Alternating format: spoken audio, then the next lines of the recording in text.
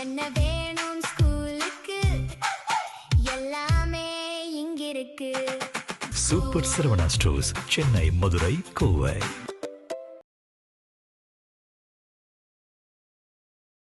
திமுகவினுடைய தேர்தல் தோல்விக்கு பின் அந்த கட்சியினுடைய உட்கட்டமைப்பு பலவீனம் அடைந்துள்ளது. 10% மேலே 10 வந்துடும்.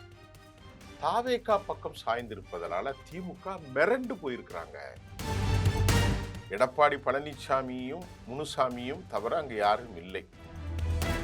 எல்லாரும் இவனெல்லாம் போய் அண்ணா திமுக காரங்களும் போய் சேர்ந்து அவன் என்னத்தை கொடுப்பான்? இவங்க அவ்வளவு பேர் மோசமானவர்கள், நாசகார சக்திகள்.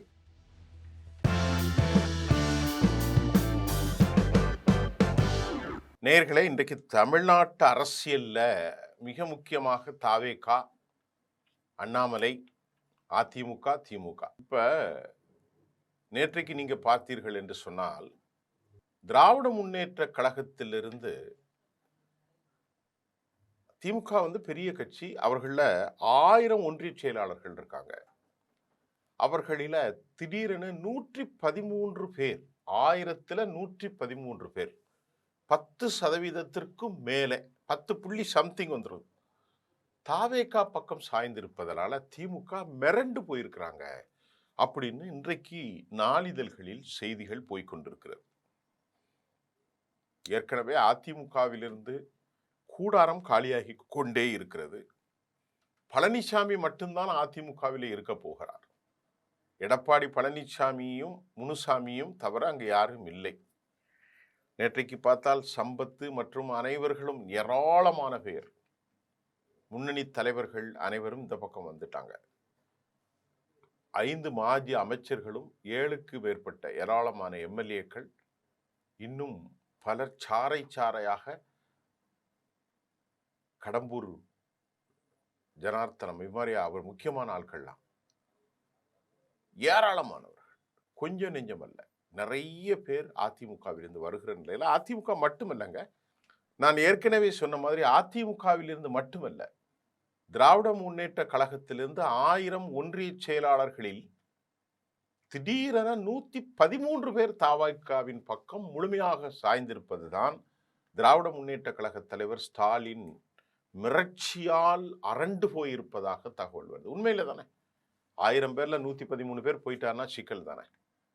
அதிமுகலையும் போயிடும், அதிமுகவும் காலி ஆகிட்டு இருக்கு. இதனால திமுக செய்தியை பார்க்கலாம்.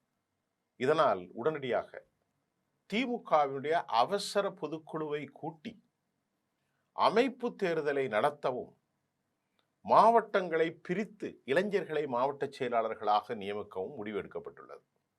இதான் ஏற்கனவே குறுக்குல பேசினாங்கல்ல, நாம கூட ஒரு தொலைக்காட்சியில் பேசியிருந்தோம்.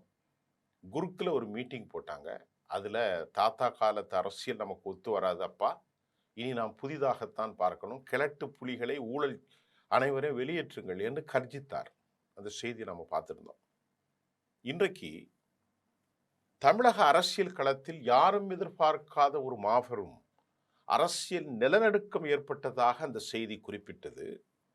அதில் உங்களுக்கு தெரியும், நடந்து முடிந்த சட்டமன்ற தேர்தலில் திமுக மீண்டும் வருவதற்குள் கட்சியின் அடிமட்ட தூண்களாக கருதப்படும் அவங்க தான் முக்கியம் ஒன்றிய செயலாளர்களில் 100க்கு மேற்பட்டோர் மொத்தமாக மாற்று முகாமிற்கு தாவியிருப்பது அறிவாலய வட்டாரத்தை நிலை குலையத்தானே செய்யும். நிலை குலையாம என்ன செய்யும்? கொஞ்சம் முன்னாடி போன ஒரு 4 மாதங்கள் 3 மாதங்களுக்கு முன்பு அதிமுகவிலிருந்து பெரும்பான்மையானவர்கள் திமுகவுக்கு வந்தார்கள். அதே நேரத்தில் செங்கோட்டையன் மட்டும் இந்த பக்கம் வந்தார். கவனமா ஜேசிடி பிரபாகரன் 2 பேரும் நல்ல ஒரு நேரத்தில் வந்தாங்க. ஒருவர் அலங்கரிக்கும் அமைச்சராகவும் மற்றொருவர் சபை அலங்காரமாகவும் மாறிப்போனார். ஜேசிடி பிரபாகரனும் சரி, அவர்களும் சபை அலங்காரமாக மாறிப்போனார். ஆக இப்படி ஒரு சூழல் தான் இன்றைக்கு அனைவரும் வெற்றி கொண்ட பிறகு மீண்டும் மீண்டும் மீண்டும் கட்சியிலிருந்து இடம் மாறுவதை நாம் பார்க்கிறோம். இதற்கிடையில நாம் ஏற்கனவே சொன்ன இந்த 113 பேர் மொத்தமாகத்தான் டிவிக்கு கட்சியில் இணைந்துள்ளது தான் திமுக தலைவர் ஸ்டாலினை இப்போ கடுமையான அதிர்ச்சிக்கும் மிரட்சிக்கும் உள்ளாக்கி இருக்கிறது. இப்பதான் அவர் கட்சியை போர்க்கால அடிப்படையில் சீரமைப்பதற்கு திமுக நடவடிக்கை எடுக்கணுமா இல்லையோ? இப்ப எந்த அடிப்படையில் திமுக போர்க்கால அடிப்படையில் களமிறங்கியிருக்கிறார்கள் என்று பார்ப்போம். திமுகவினுடைய தேர்தல் தோல்விக்கு பின் அந்த கட்சியினுடைய உட்கட்டமைப்பு பலவீனம் அடைந்துள்ளதை சாதகமாக்கி கொண்ட தமிழக வெற்றி கழக தலைமை இந்த ரகசிய சீக்ரெட் ஆபரேஷன் பெர்ஃபெக்டா ஹட் பீன் டன் சிறப்பா செஞ்சு முடிச்சிருக்கிறதாகவும் தமிழ்நாடு முழுவதும் திமுகவினுடைய வாக்கு வங்கியை தீர்மானிக்கும் சக்திகளாக இருக்கும் 1000 ஒன்றிய செயலாளர்களில் 113 ஒன்றிய செயலாளர்கள் ஒரே நேரத்தில் தாவேகா பக்கம் சாய்ந்திருப்பது திராவிட முன்னேற்ற கழகத்தின் அடிமட்ட கட்டமைப்பை ஆட்டி பதம் பார்த்திருக்கிறது. தேர்தல் தோல்வியை காட்டிலும் கட்சியினுடைய முக்கிய நிர்வாகிகள், அது ரொம்ப முக்கியம் இல்லைங்க. இப்ப கட்சியினுடைய முக்கிய நிர்வாகிகள் இந்த அளவிற்கு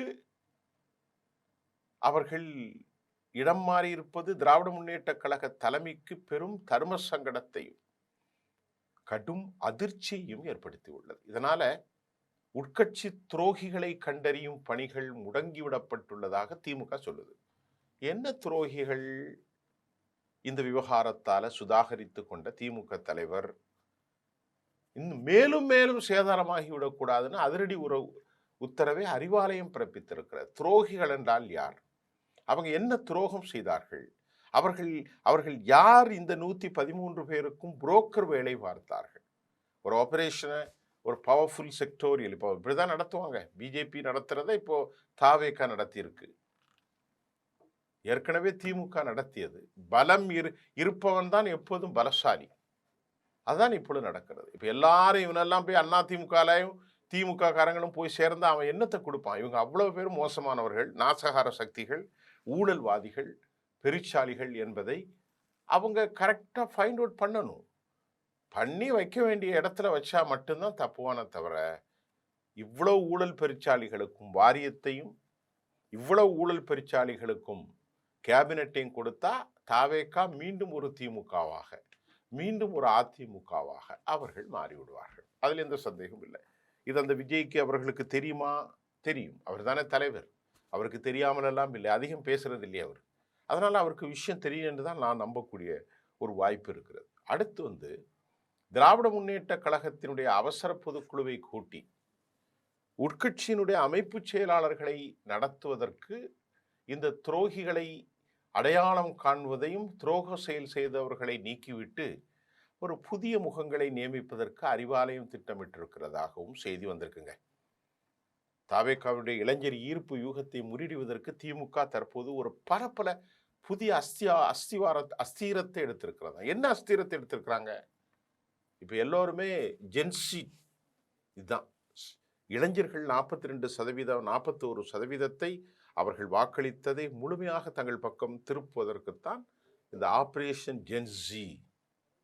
இதன் மூலமாக உதயநிதி ஸ்டாலின் தாத்தா கால நான் சொன்னல அந்த செய்தியில இனி அவர் வலைத்தளங்கள், ட்விட்டர், வாட்ஸ்அப் எப்படி அப்ரோச் பண்ணணும், திமுகவில் அமைப்பு ரீதியாக இருக்கும் மாவட்டங்களை அதிகரித்து 50 வயதுக்கு குறைவானவர்களை பொறுப்புக்கு கொண்டு வர முடிவு எடுக்கப்பட்டுள்ளதாம். அப்படியெல்லாம் கிடையாது. 50, 60ங்கிறது இல்லை. நேர்மையானவர்களாக கொண்டு வரணும், அவ்வளவுதான். 50 வயதுக்கு குறைவானவர்களை பொறுப்புக்கு கொண்டு வர முடிவெடுக்கப்பட்டுள்ள நிலையில் மற்றொரு புறம் சீனியர்கள் பலரையும் பொறுப்பிலிருந்து கொஞ்சமாக விடுவிக்கவும் திமுக தலைமை முடிவு செய்துள்ளது. உள்ளாட்சி தேர்தலுக்கு முன்பாக மாவட்டங்களில் அதிக அளவிலே பிரிக்க திமுக தீவிரமாக களமாடி கொண்டு வருவது செய்தியும் நாம் பார்க்கக்கூடியதாக இருக்கிறது. இப்போ இந்த ஆபரேஷன்ல எடப்பாடி அநேகமா காலி. எடப்பாடி கம்ப்ளீட்டா கிளீன் பவுல்டு. இனி அதுல எடப்பாடி மட்டும்தான் இருப்பார். பக்கத்துல முனுசாமி உட்கார்ந்துட்டு இருப்பார். வேற யாரும் இல்லை. ஆனால் இதுல ஒரு விஷயம் என்னென்றால் அவர்களுக்கு 1 கோடி வாக்காளர்கள் இருக்கிறார்கள். திமுகவுக்கும் வாக்காளர்கள் இருக்கிறார்கள். எல்லாவற்றையும் ஓவர் கம் பண்ணி 1,72,00,000 வாக்காளர்களை தாவேகா பெற்றிருக்கிறது. ஒன்றுமில்லாமல் எல்லாம் போகவில்லை. ஒன்றுமில்லாமல் போனது பாரதிய ஜனதா. இன்னும் தரையிறக்கம் செய்யப்பட்டிருக்கிறது சீமான். இவர்கள்தான் குறைந்திருக்கிறார்கள். ஆனால் திராவிட கட்சிகள் ஒன்றும் இல்லாமல் போகவில்லை. அவர்களின் வாக்கு வங்கிகள் அப்படியே இருக்கிறது என்பதை கவனத்தில் கொள்ள வேண்டும். இன்னும் கூட அதிமுக ஒரு சிறந்த ஆபரேஷனை மேட் பண்ணணும். இளைஞர்களை கொண்டு வரணும்.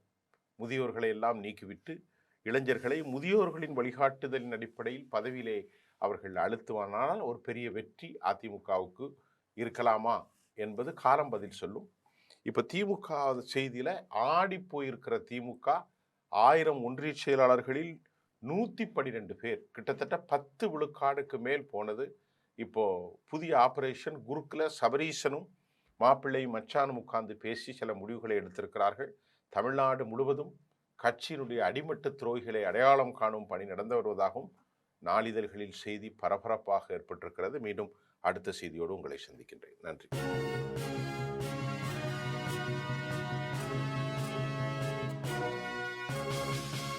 என்ன வேணும் ஸ்கூலுக்கு எல்லாமே இங்கிருக்கு. Super Saravana stores, Chennai, Madurai, Kovai.